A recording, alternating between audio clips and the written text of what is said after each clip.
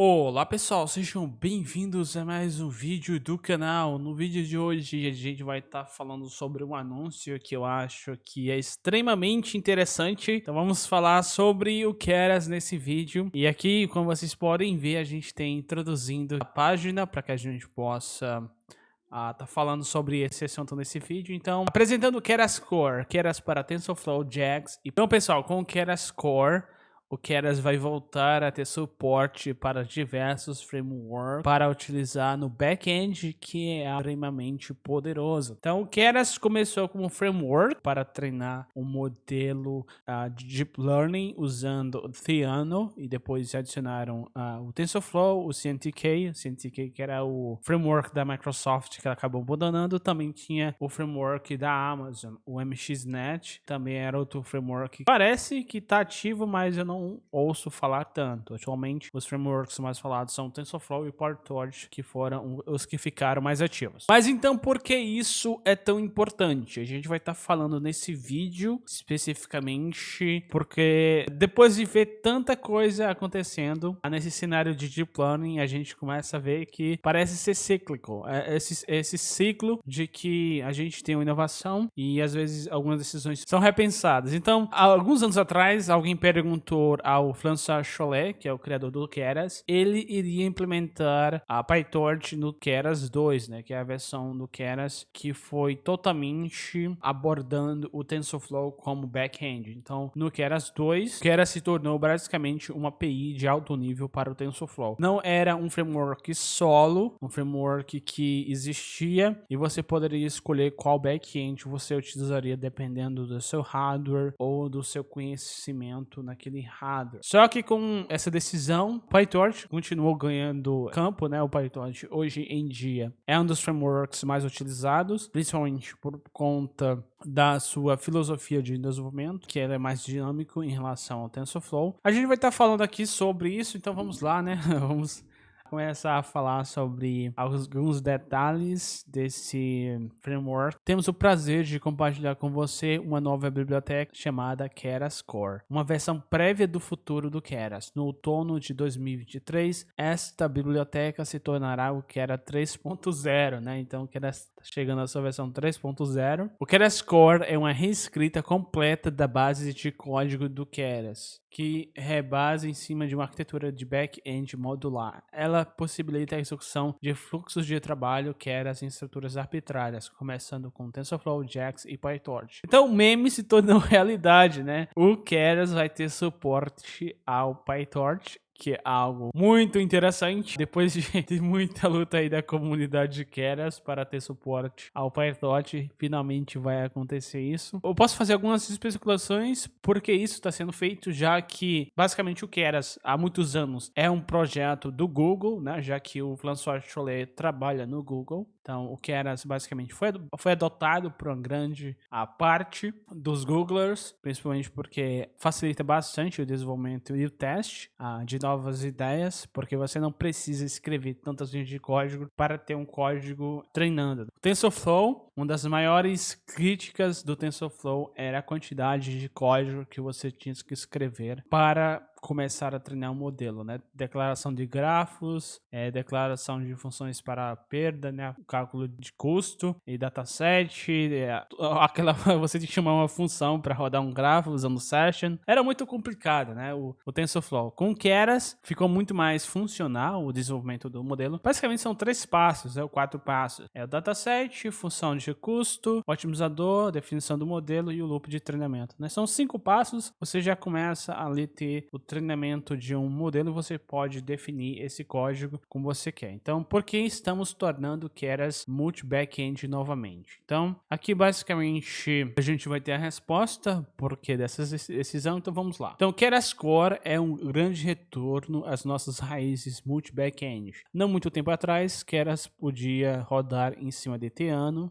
TensorFlow e CNTK, até mesmo MXNet, né? Isso aqui eu falei a vocês esse framework. Em 2018, tomamos a decisão de reorientar o desenvolvimento do Keras exclusivamente no TensorFlow. Na época, o TensorFlow era a única opção viável disponível. Theano e CNTK haviam interrompido o desenvolvimento, o custo adicional de suportar vários backends simplesmente não valia mais a pena. Mas em 2023, isso não é mais verdade. De acordo com pesquisas de desenvolvedores em larga escala, como a pesquisa de desenvolvedores Stack Overflow de 2023 e a pesquisa de ciências de dados e aprendizagem do DMAIC na Kaggle de 2022, bem como outras métricas de adoção, como downloads do PyPy, downloads do Conda e estatísticas de importação do Colab, que pintam a mesma imagem. O TensorFlow tem entre 55% e 60% de participação de mercado e é a melhor escolha para machine learning de produção, enquanto o PyTorch tem entre 40% e 45% de participação de mercado e é a melhor escolha para pesquisa de machine learning. Ao mesmo tempo, o JAX, embora tenha uma participação de mercado muito menor, foi adotado pelos principais players em AI generativa, como o Google DeepMind, Midjourney e Cohere, e muito mais. Então aqui, basicamente, a gente tem todo o contexto, ao porquê dessa decisão, né? Basicamente, aqui eu acho que quem escreveu essa parte foi o François Chollet, falando porque antigamente o que era assim, suporte a vários backends, alguns desses backends acabaram sendo descontinuados, né? Esses frameworks de deep learning acabaram sendo descontinuados. O caso do Theano e do CNTK, o TensorFlow continua aí forte. O PyTorch cada vez mais está ganhando força, né? Principalmente por conta de como ele foi abordado e como foi adotado na questão de pesquisa, já que pesquisa está acontecendo aí rapidamente. O PyTorch ainda tem uma chão para crescer ainda, né? E o JAX, que aqui tá falando que é muito menos usado, ele é o framework do DeepMind, tá? Ele foi criado pelo DeepMind, então basicamente é outro framework do Google. Só que ele possivelmente tem algumas funcionalidades e ele parece ser mais um NumPy, né? A biblioteca Python para lidar com números, só que focado em Deep Learning. Eu acho que o JAX futuramente possa ser o back-end mais utilizado do Keras. Infelizmente no Windows tem vários problemas de rodar o JAX, tem mais suporte no Linux, principalmente porque quem está fazendo essas pesquisas geralmente utiliza mais Linux, né? Principalmente em questão de produção e treinamento desses modelos. Então vamos lá, já falou aqui, né? Vamos a um exemplo, deixa eu só abrir o terminal aqui, a gente vai falar então aqui. A gente tem esse código, então a gente está usando o Keras Core, né, que eu já instalei aqui, vocês podem ver o Keras Core nessa linha de código. Essas linhas de código iniciais são para definir o back-end, já que agora a gente tem vários back-ends e a gente vai estar testando. Então basicamente nesse modelo aqui vai treinar o modelo CNN para resolver o problema do MNIST, que é a classificação de dígitos, né? Aqui está toda a definição de treinamento do modelo. Então aqui é tudo Keras, ele funciona como um subset, né? Ele funciona para dar essa flexibilidade que a gente tem usando o Keras. Então esse código definido aqui pode ser executado usando o back-end tal como TensorFlow, PyTorch e JAX. Então a gente vai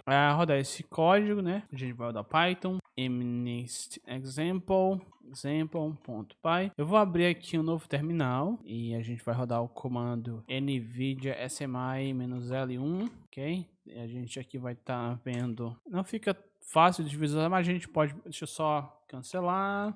Ok, eu vou limpar, a gente vai rodar novamente. Com esse comando a gente pode ver aqui algumas informações, né? Tá como uso de energia, tá em 38 watts.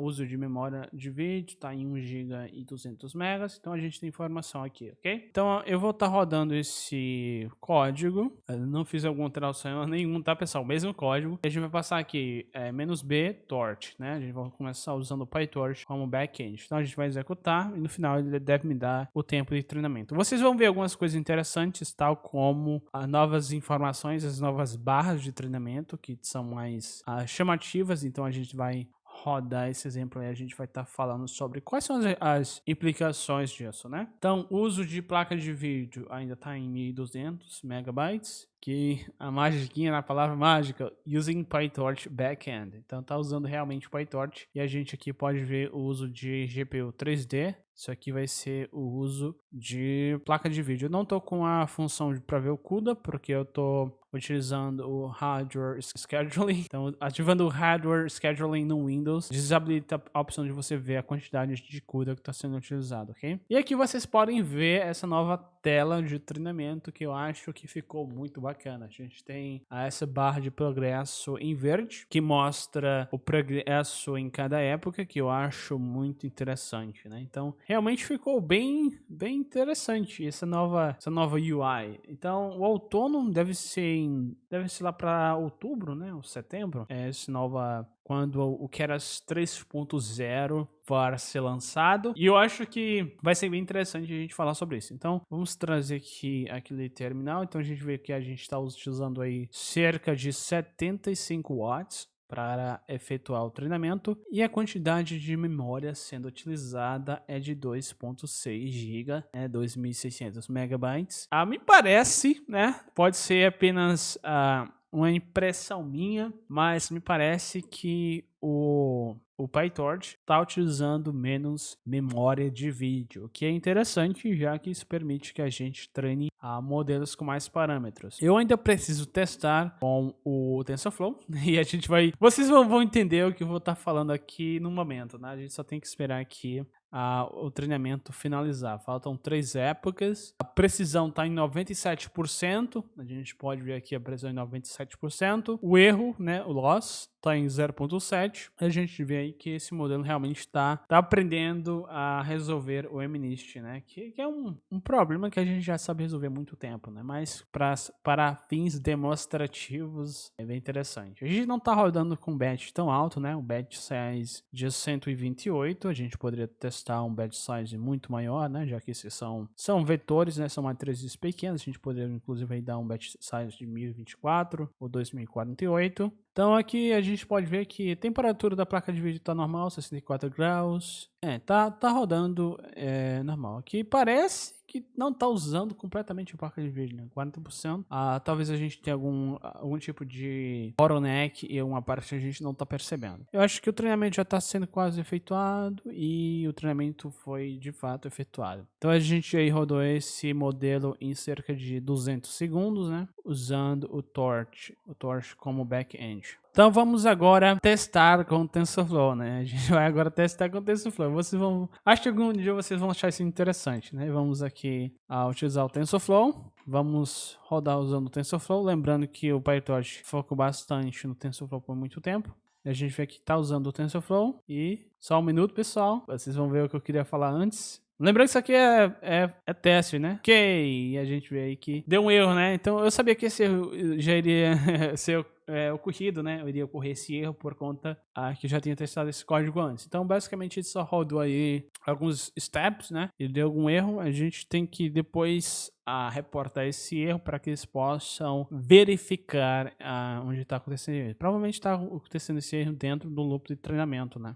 E a gente também pode testar o JAX, só que o JAX não vai funcionar, como eu falei. O suporte do JAX no Windows com o GPU ainda é fraco, já que esse é um framework que é mais utilizado aí dentro da DeepMind, né? Existem algumas coisas que estão utilizando o JAX, e o JAX tem algumas funcionalidades que eu acho que vão ser interessantes, principalmente quando a gente está pensando em treinar modelos maiores, né? Vamos ver alguns memes, pessoal. Vamos finalizar o vídeo com alguns memes, né? Então a gente pode ver aqui os memes que começaram a serem. Eu gostaria. Ok, eu queria ver se eu poderia. Ok, não posso. Ok, aqui. Ok. Vamos ver alguns memes, né? Então aqui o Keras 2.0. Não, o Keras. TensorFlow 2.0. O Keras, isso aqui é o TensorFlow 2.0 com o Keras, né, e o Keras 3.0. Eu acho que futuramente o Keras vai conseguir passar por essa fase, mesmo que o PyTorch cresça, o Keras vai conseguir crescer junto por conta dessa nova filosofia, né? O futuro de Deep Learning. O TensorFlow a cada dia parece que realmente vai ficar para trás, né? Eles precisam de alguma coisa na versão 3.0. Algumas das mudanças que eles fizeram na versão 2.0 foram interessantes. Eager Execution e a forma como eles otimizaram a distribuição de modelos também foi algo interessante. Só que eles precisam de algumas features e de algumas coisas para deixarem o desenvolvimento com o TensorFlow mais fácil, né? O Keras foi o maior responsável, né? Carregou basicamente o TensorFlow. Eu não acho que as pessoas que estavam estavam treinando modelos com TensorFlow, utilizavam o TensorFlow primariamente. Usavam principalmente Keras e o TensorFlow para alguns tipos de funções específicas. LaFlante Revolution. LaFlante Deep Learning Revolution. Keras. Ok, ele faz exatamente o que eu faço, mas com exemplos mais limpos, né? Já fazem 3.000 anos. Jax, No Code LLMs, Literally Everyone. Tem outro meme ainda que eu acho que não mostrei. Ah, esse meme aqui é muito... Que universos nós estamos? De para PyTorch. Então, basicamente, a gente tá aí em um dos universos que o Doctor Strange viu quando ele viu Infinity War, né? Então é isso, pessoal. A gente tem aí o Keras com novos backends, né? Para que a gente possa estar escrevendo de código prática utilizando Keras, ok? Então, espere no canal, beleza? Então, esse foi o vídeo, pessoal. Espero que tenha gostado. Se você gostou, não esquece de deixar o like e se inscrever. Então é isso. Falou e fui!